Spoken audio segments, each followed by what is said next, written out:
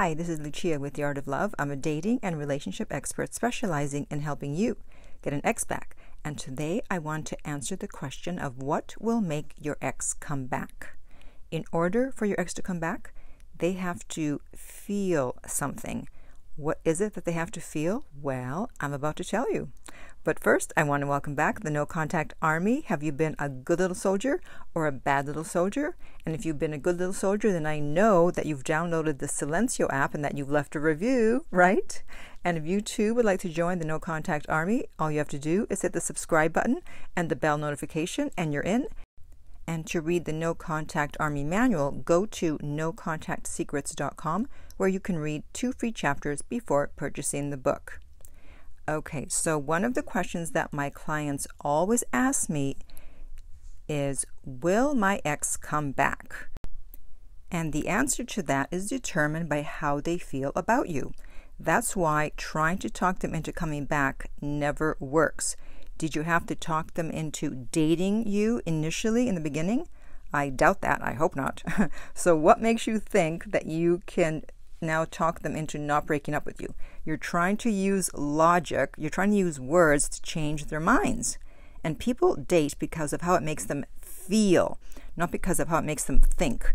There's not a lot of logic when it comes to dating and love. So save your dignity and save your self-respect and stop trying to talk them into it. You need to change how they feel. If they broke up with you, it's because their interest level went below 50. And in order to get it above 50, there's something that they need to feel, which I am going to reveal in this video. And the person who came up with the concept of interest level is Doc Love. You may have heard me mention him before, and several things actually that I often mention I learned from him. Also, I learned that complaining is the equivalent of begging.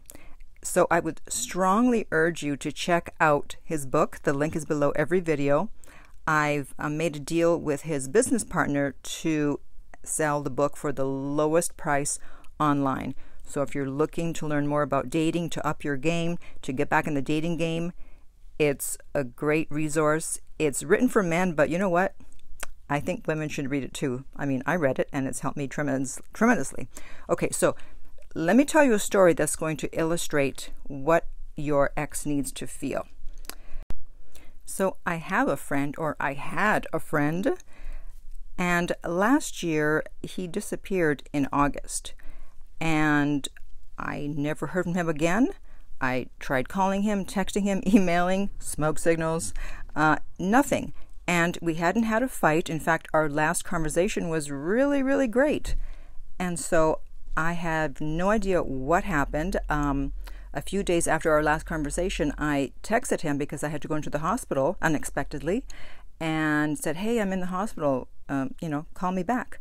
And I didn't hear from him. And I thought, well, that's weird. I mean, usually if a friend tells you they're in the hospital, you, of course, contact them right away and go, what's wrong? Are you okay? Nothing. And I have seen that he's no longer on certain social media. He just totally disappeared.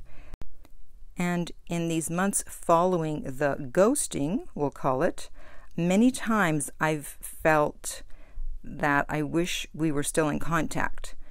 I wish I had valued him more. I wish I hadn't taken him for granted the few times that I did. Not very often, but I think we all tend to take people for granted here and there. And I thought, wow, if he was back in my life, I would never take him for granted. I was always really cherish him and treat him really well because I see the value that he had in my life. I already knew the value, but I sometimes forgot or didn't care, and that's the times when I took him for granted. But it wasn't that often. It wasn't a bad friendship. It was a great friendship. And this happened many times. It didn't just happen once. It happened many, many times that I thought, oh, I wish we were still in contact so I could tell him this. Oh, I wish we were still in contact so I could ask him this. And so I know that if he was back in my life, the relationship would be different. He did appear in a dream, and he appeared as a child. So I'm not a dream interpreter, but my thought was, oh my God, he died and now he's reincarnated as a baby. I don't know. That was my thought.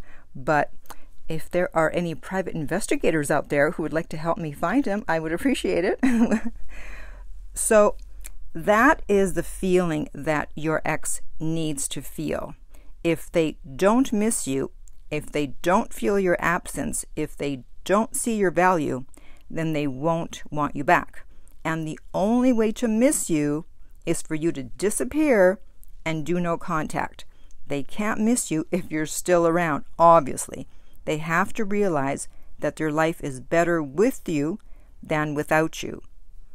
That's what will make them come back. They're not going to forget you. Don't worry. People are always worried, oh my God, if I do no contact, my ex is going to disappear. No, that's just your fear talking, your low self-esteem, your low self-worth. They're not forgetting you, okay? In fact, if you disappear and do no contact, they'll be thinking about you even more because they'll be wondering, wait, where'd he go? Where'd she go? I thought he would at least beg to get back with me. So they will be thinking of you, and as time goes by and they miss you week after week, month after month, they will reach out. They can't just miss you one time. That's not going to work. They need to miss you on a continuous basis like I did with my friend and think, oh, I wish I could share this with her. I wish I could share this with him, and see that they would be better off having you in their life. Okay? So if you have any questions or comments, please put them below, and I will, of course, try to respond. If you would like my help to get your ex back, go to theartoflove.net. The direct link is below. If this video has been helpful, please like, subscribe, and share. If you're listening to a podcast, please rate and review. And finally, remember that love inspires, empowers, uplifts, and enlightens.